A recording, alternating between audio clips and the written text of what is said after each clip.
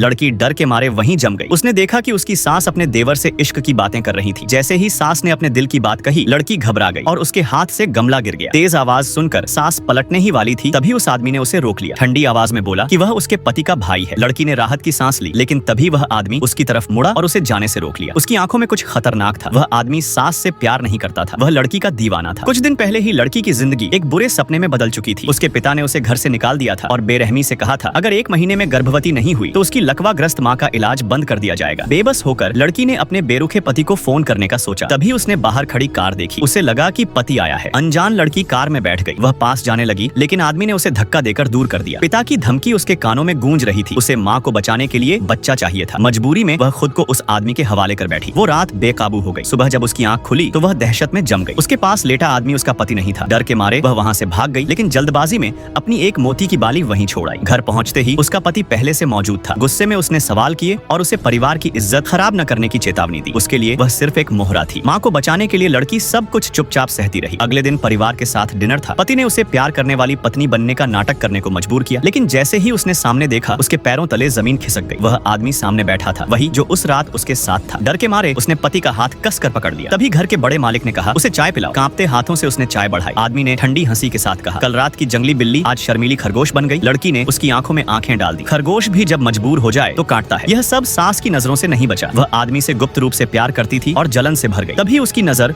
उस आदमी की गर्दन पर निशान पर पड़ी। अचानक आदमी ने मेज पर नाम पट्टिका पटक दी, खाना खाओ। लेकिन सास का शक और गहरा गया। अचानक वह आदमी लड़की के पति की कुर्सी हटाकर लड़की के पास बैठ गया। जब लड़की उठने लगी तो उसने उसका हाथ पकड़ लिया। फिर उसने मेज पर एक मोती की बाली रखी और बोला ये मेरी प्रेमिका की है। Subscribe for more.